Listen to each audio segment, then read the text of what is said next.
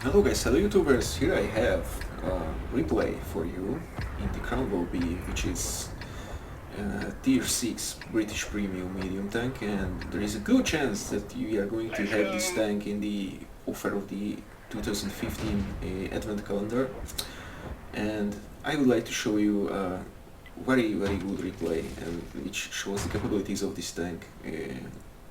Basically, this is a normal Cromwell, just a little bit better. It has better terrain resistance, uh, slightly better armor, I believe, and better mobility overall,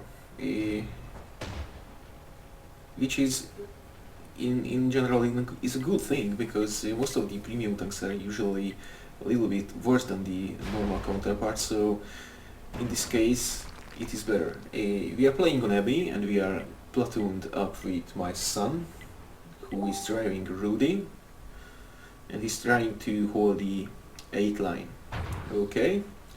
In this map, in my opinion, the best thing is to do with any fast tank like mediums and scouts to try to get into the Abbey and try to have the initial spots in the start of the game. As you can see, we are having shots in the KV2 and very powerful Russian, Soviet, whatever heavy with the 152mm derp gun, and as you can see we have problems from the side. An M-Harm Lee, M3 Lee is trying to catch us, and he spots us at the same time, but the Lee is not a problem for the Cromwell. As you can see, the Cromwell has a very good DPM, a very good rate of fire, and also has a very good gun depression, and has very good mobility. And I mean the normal Cromwell, and this B premium version of the Cromwell has even better terrain resistance, and it is even faster than the normal Cromwell. I am trying to wait a little to getting unspotted, and as you can see the KV2 just fired, so we have the opportunity here to get a couple of free shots on him.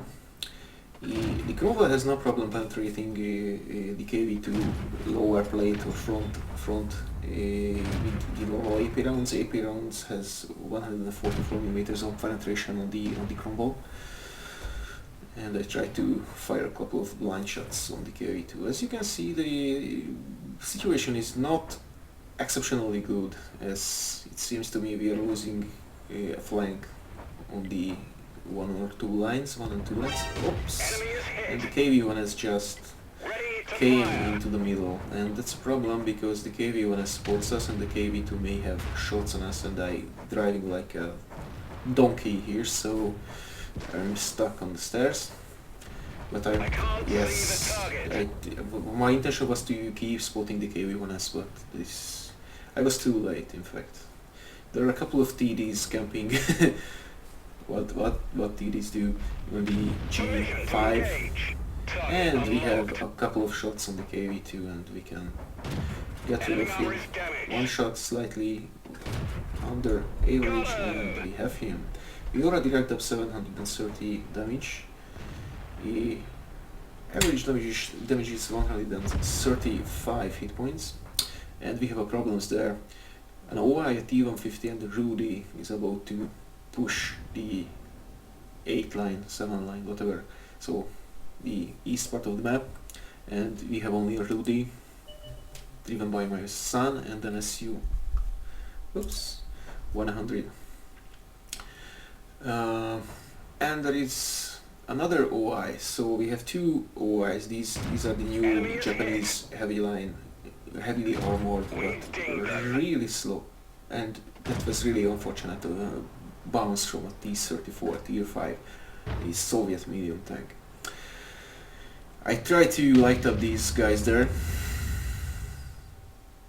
to allow the SU-100 and my son to have shots on the OIs. However, Rudy and the SU-100 has no chance to penetrate the OI from the front.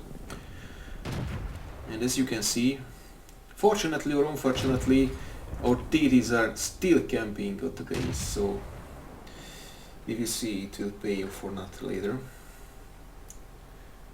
almost 900 damage so far. I have no chance on spotting the OI, so I try to cover the 2 and 3 lines, but as you can see, the camping teed is surprisingly, how to say, successful in eliminating the flank on the 1 and 2 and 3 lines, so there is only one KV-85 left, and the OI just finished the SU-100, and I asked my son to retreat, get back to the base, and he spotted.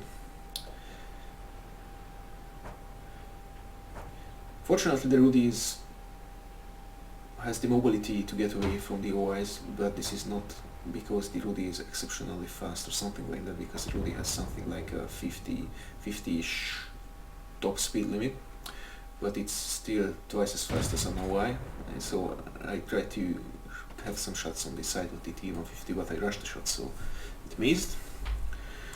And I'm getting back to the to our base to have some shots on the OIs when they are passing this little open area here, but as you can see, the enemy armor is damaged. Aiming time on the not exactly the aiming time, the aiming circle spread on the turret rotation and on full speed traverse and the Cromwell is very big, so yeah.